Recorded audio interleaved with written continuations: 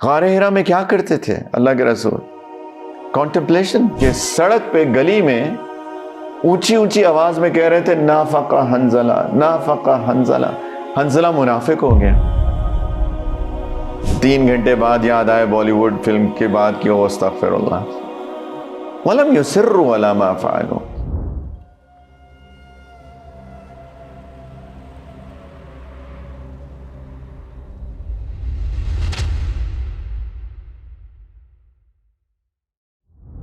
And Prophet sallallahu alayhi wasallam was deeply aware of himself. غار ہرا میں کیا کرتے تھے اللہ کے رسول؟ Contemplation about himself, about what's going on, جو ہم دوسری بات کریں گے انشاءاللہ social awareness کی. That's what he was doing. He was contemplating on himself. دنوں کے لیے وہاں پہ رہتے تھے. For days. Right? کھانا لے جاتے تھے، کئی دن گزارتے تھے، جب کھانا ختم ہو جاتا تھا پھر وہاں پہ تشریف لاتے تھے. اس طرح تو یہ بھائیوں ہمیں کرنے کی ضرورت ہے. اور صحابہ کے اندر بھی یہی تھا. صحابہ رضی اللہ تعالیٰ عنہ اجمعین، ایک دفعہ سیدنا حنظلہ رضی اللہ تعالیٰ عنہ کا واقعہ آپ نے سنا ہوگا کہ سڑک پہ گلی میں اونچی اونچی آواز میں کہہ رہے تھے نافقہ حنظلہ، نافقہ حنظلہ. حنظلہ منافق ہو گیا. حنظلہ منافق ہو گیا. تو سیدنا ابوبکر صدیق نے سنا تو وہ باہر تشریف لائے. انہوں نے کہا حنظلہ یہ کیا بات کر رہے ہو؟ کہ وہ نفاق تو بہت بڑی چیز ہے نا. منافق، ہپوکریٹ، یعنی کفر سے بھی گری ہوئی چیز ہے. ان المنافقین فی الدرک الاسفل من النار. منافقین تو جہنم کے سب سے برے درجے میں ہوں گے، کفار سے بھی نیچے، کیونکہ ڈبل فیسڈ لوگ ہوتے ہیں. یہ کیا کہہ رہے ہو حنظلہ؟ تو انہوں نے کہا مجھے لگتا ہے میں منافق ہو گیا ہوں. دیکھیے کیوں؟ انہوں نے کہا جب میں اللہ کے رسول صلی اللہ علیہ وسلم کی خدمت میں ہوتا ہوں تو میرا ایمان اتنا اوپر ہوتا ہے کہ جیسے کہ میں جنت اور جہنم کو اپنی آنکھوں سے دیکھ رہا ہوں. اور جب میں گھر آتا ہوں اپنے بیوی بچوں کے پاس تو میرے ایمان کی وہ کیفیت نہیں رہتی. مجھے لگتا ہے کہ میرا دوہرا معیار ہے، میرا ڈبل سٹینڈرڈز ہیں، اس لیے میں کہہ رہا ہوں کہ میں منافق ہو گیا.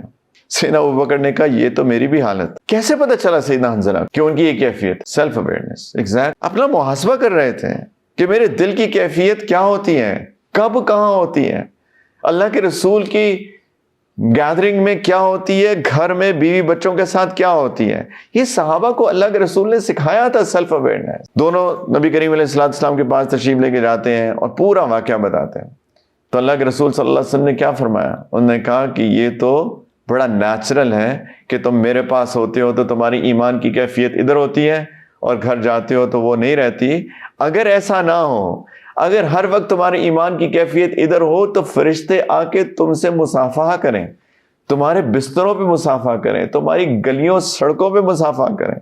فرمایا ساعتن و ساعتن، وقت وقت کی بات ہوتی ہے. کبھی سچویشن انسان کی فیلنگز کی اور ہوتی ہے، کبھی فیلنگز اور ہوتی ہیں. یعنی it's absolutely natural, it's fine in other words. لیکن مقصد بتانے کا یہاں پر یہ ہے کہ کس طریقے سے صحابہ کو اپنی اسٹیٹ کی اویئرنیس تھی. اور یہ ایک واقعہ میں نے بتایا، آپ کو صحابہ کے واقعات میں اکثر ایسا ملے. تو سب سے پہلی چیز سیلف اویئرنیس، کہ میرے ایموشنز کیا ہیں، کیسے ہیں، کب ٹریگر ہوتے ہیں، کیا چیز ٹریگر کرتی ہے، کیا چیز پرووک کرتی ہے. ہاں، اس کے بعد پتہ چلا یہ تو بہت گڑبڑے ہیں میرے اندر، غصہ تو میرا قابو ہی نہیں ہے. یہ چھوٹی چھوٹی بات پہ غصہ آ جاتا ہے مجھے. ٹریفک سٹک ہوتی ہے تو میں بینک کرنا شروع کر دیتا ہوں. غصہ کرتا ہوں اپنی بیوی پہ ساتھ جو بیٹھی ہوتی ہے، تمہاری وجہ سے دیر ہو گئی، ہے نا. وہی بات ہے، ایکسکیوزز دے رہے ہیں، دیر خود کی ہے لیکن سارا ٹریفک سٹک کے بابا اس کا کیا قصور ہے. لیکن فرسٹریشن نکالنی ہے نا کہیں، تمہاری وجہ سے دیر ہوگی، تم نے 5 منٹ میک اپ پہ زیادہ لگا دیا، اگر ہم پہلے نکل آتے 5 منٹ تو ہمیں ٹریفک نہ ملتی. یعنی اتنا انسان اللہ کی تقدیر کو سائڈ لائن کر دیں. تقدیر بھی تو کوئی چیز ہے کہ نہیں ہے، کتنی زبردست چیز ہے تقدیر. اس دن یہ ہم کراچی میں ہم لوگ تھے، بھائی میرے ساتھ تھے، تو ہمارے پاس شیشے کی بوتل تھی اور اس کے اندر کچھ ایک میڈیسن تھی، اس کے ہم ساتھ لے کے پھر رہے تھے کہ وقت پہ اگر ضرورت پڑ جائے. تو ہاتھ پھسلا، بوتل گر گئی، شیشے کی بوتل تھی ٹوٹ گئی. میں نے غصہ کیا، آپ نے کیوں نہیں کیا؟ اور سارا دن میرا ضائع ہو گیا. عبدالوہاب بھائی کیوں نہیں کیا؟ اللہ کی مرضی، قدر اللہ، قدر اللہ. اس کی تقدیر میں وہیں تھا، کراچی میں جا کے ٹوٹنا لکھا ہوا تھا اس کو. یہ چیز ہمارے اندر پیدا ہو تقدیر پہ ایمان اور کیا چیز ہے؟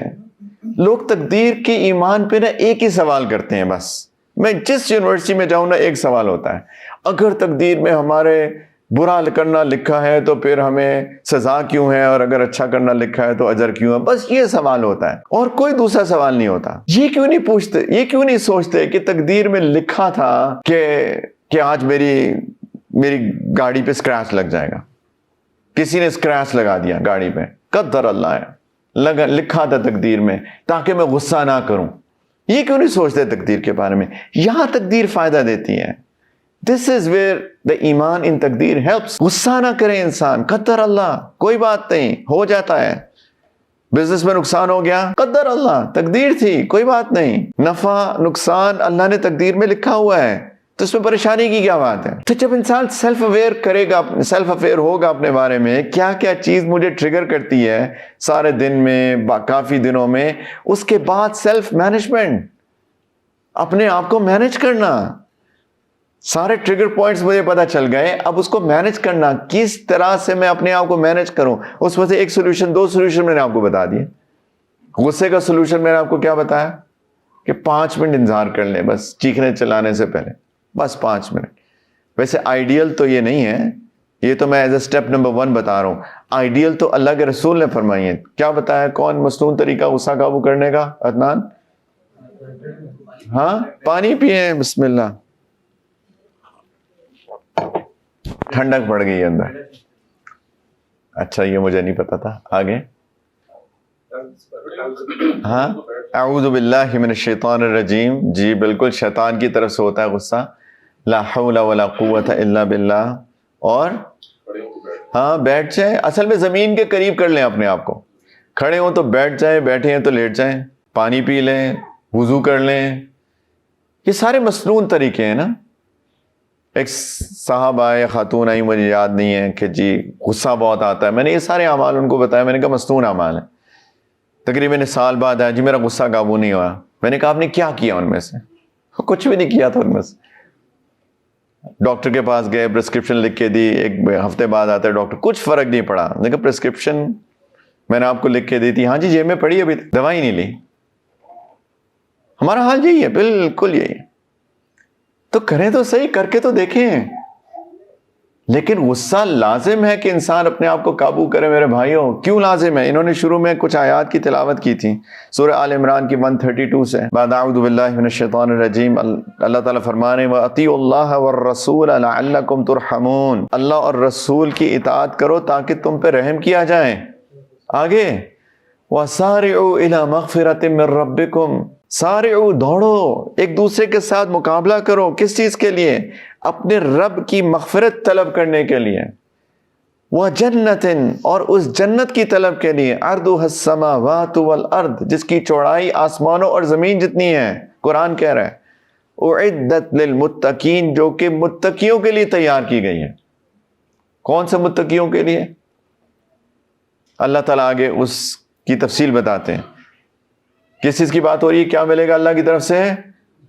جنت. قرآن ہے جس کی چوڑائی آسمانوں اور زمین جتنی ہے. اللہ تعالیٰ فرماتے ہیں یہ تیار کی گئی ہے متقین کے لیے. وہ لوگ الذین ينفقون فی السراء والضراء. نمبر 1, جن کے پاس مال ہو تب بھی اللہ کے لیے خرچ کرتے ہیں, اور کبھی مال نہیں ہو تب بھی خرچ کرتے ہیں. ہمارے پاس مال نہیں ہو, ہم تو چاہتے ہیں کہ ایک پینی سیو کر لیں نا ہم. اللہ تعالیٰ فرماتے ہیں یہ جنت میں نے اس کے لیے تیار کی ہے جو خوشحالی میں بھی اور بدحالی میں بھی فی السراء والضراء اس میں خرچ کرتے ہیں اللہ کے راستے میں. ٹھیک ہے ان کی کوانٹٹی کم زیادہ ہو جاتی ہے لیکن رکتے نہیں ہیں. نمبر 1 جنت ملے گی. نمبر 2 والکاظمین الغیظ, جو غصہ قابو کرتے ہیں. اللہ اللہ تعالیٰ فرما رہے ہیں میں نے جنت تیار کر کے رکھی ہے اس کے لیے جو غصہ قابو کرتا ہے. والعافین عن الناس, اور جو لوگوں کو معاف کر دیتا ہے, میں نے اس کے لیے جنت تیار کی ہے. واللہ یحب المحسنین, اور اللہ تعالیٰ ایسے نیک لوگوں سے بہت محبت بھی کرتے ہیں. جنت بھی ہے اور اللہ کی محبت بھی ہے غصہ قابو کرنے پہ, خرچ کرنے پہ, لوگوں کو معاف کرنے پہ. آگے والذین اذا فعلوا فاحشۃ, جب ان سے کوئی بے حیائی کا کام ہو جاتا ہے، بے حیائی کی چیز دیکھی جاتی ہے، سوشل میڈیا دیکھ رہے ہیں، کوئی بے حیائی کی چیز آ گئی، اس کو سکپ کر دینا چاہیے تھا، 2 منٹ 1 سیکنڈ زیادہ دیکھ لیا، 5 سیکنڈ زیادہ دیکھ لیا. جب ان سے کوئی بے حیائی کا کام ہو جاتا ہے، او ظلموا انفسہم، یا اپنے آپ پہ ظلم کر بیٹھتے ہیں، کوئی بھی گناہ، کیا کرتے ہیں؟ ذکروا اللہ، تو اللہ کو یاد کرتے ہیں، فاستغفروا لذنوبہم، اور اپنے گناہوں کی اللہ سے مغفرت طلب کرتے ہیں. یہ کیا ہو رہا ہے؟ یہ ساری اللہ تعالیٰ بتا رہے ہیں کہ اگر یہ سب کچھ ہوگا تو میں نے اس کے لیے جنت تیار کر کے رکھی ہے، جس کی چوڑائی آسمانوں اور زمین جتنی. قرآن دوبارہ سے مذاکرہ. نمبر 1 متقین کے لیے کون کون ہے؟ نمبر 1 کیا کرتے ہیں لوگ؟ خرچ کرتے ہیں، خوشحالی میں بدحالی میں. نمبر 2 غصے کو قابو کرتے ہیں. نمبر 3 معاف کرتے ہیں.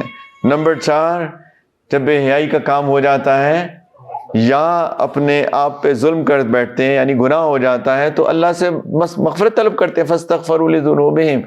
پھر آگے اللہ تعالیٰ ایز اے سائیڈ نوٹ فرماتے ہیں، جس کو عربی میں جملہ معترضہ کہتے ہیں، وَمَن يَغْفِرُ الذُّنُوبَ إِلَّا اللَّهُ، اللہ کے سوا گناہ معاف کرتا بھی کون ہے؟ ہم کو کرسچن تھوڑی ہے کہ جا کے کسی پریسٹ کے سامنے کنفیشن کرنی پڑے گی ہم کو. وَمَن يَغْفِرُ الذُّنُوبَ إِلَّا اللَّهُ. آگے وَلَمْ يُصِرُّوا عَلَى مَا فَعَلُوا، اپنے کیے پہ اصرار نہیں کرتے ہیں. یہ نہیں ہے کہ غلطی ہو گئی تب کرتے ہی چلے جائیں، کوئی غلط چیز دیکھ لی تو دیکھتے ہی چلے جائیں، 3 گھنٹے بعد یاد آئے بالی ووڈ فلم کے بعد کہ او استغفر اللہ. وَلَمْ يُصِرُّوا عَلَى مَا فَعَلُوا. بے حیائی کی چیز نظر آئی، 5 سیکنڈ 10 سیکنڈ زیادہ دیکھ لی، استغفر اللہ، یہ تو نہیں دیکھنی چاہیے تھی مجھ کو.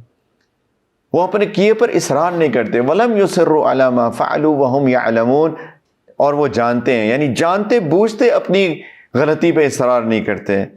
اولئک جزاؤہم مغفرۃ من ربہم، اللہ تعالیٰ فرما رہے ہیں یہ ہیں وہ لوگ جن کی جزا ان کے رب کی طرف سے مغفرت ہے. وجنات تجری من تحتها الانہار خالدین فیہا، اور وہ باغات ہیں جن کے نیچے دریا بہتے ہیں اور وہاں وہ ہمیشہ ہمیشہ رہیں گے. وَنِعْمَ أَجْرُ الْعَامِلِينَ، اور کتنا بہترین بدلہ ہے جو کام کرنے والوں کو ملتا ہے. تو چھوٹی بات ہے غصہ قابو کرنا بھائیو، کتنی بڑی بات ہے. اللہ تعالیٰ نے جنت کا وعدہ کیا ہے غصہ قابو کرنے پہ. تو سیلف مینجمنٹ لازم ہے. تو جیسے ہم نے کہا سیلف اویئرنیس ہو، سیکنڈ چیز سیلف مینجمنٹ ہو. انسان اپنے آپ کو مینج کرے، اپنے سارے ایموشنز کو کنٹرول کرے، غصے کو قابو کرے. جو ٹریگر پوائنٹس ہیں ادھر مجھے پتا ہو کہ میں نے اس پہ یہ چیز مجھے ٹریگر کرے گی، مجھ کو کرنا کیا ہے. ہو سکتا ہے سچویشنز اوائڈ کرنی پڑے. کئی لوگ ہوتے ہیں کہ جی کچھ لوگ ہوتے ہیں بہت زیادتی کرتے ہیں، اتنی زیادتی کرتے ہیں کہ غصہ آتا ہے. میں نے کہا ظاہری بات ہے ماریں گے تو چوٹ لگے گی. آپ مجھے یہاں پہ کھڑے ہو کے بہتان لگانا شروع کر دیں، مجھے تکلیف ہوگی. ہو سکتا ہے برے الفاظ استعمال کریں میں اگنور کر دوں، ہو سکتا ہے تکلیف نہ ہو، لیکن بہتان لگائیں گے تو تکلیف ہوگی، ہے نا. تو کیا کروں؟ جب بھی میں آتا ہوں آپ کے پاس آپ مجھ پہ کوئی نہ کوئی بہتان لگا دیتے ہیں، تو کیا کروں میں؟ اوائڈ کروں گا انصاف سے، دور سے السلام علیکم خیریت سے ہیں ٹھیک ہے، اور کہیں سائڈ پہ ہو جاؤں گا. یہ ساری سچویشنز مینیج کرنی پڑیں گی نا. غصہ ایسا نہ ہو کہ میں کوئی ایسی چیز کر دوں کہ کوئی غلط چیز ہو جائے اللہ کی نظر میں. تو یہ سیلف مینجمنٹ ہوتی ہے.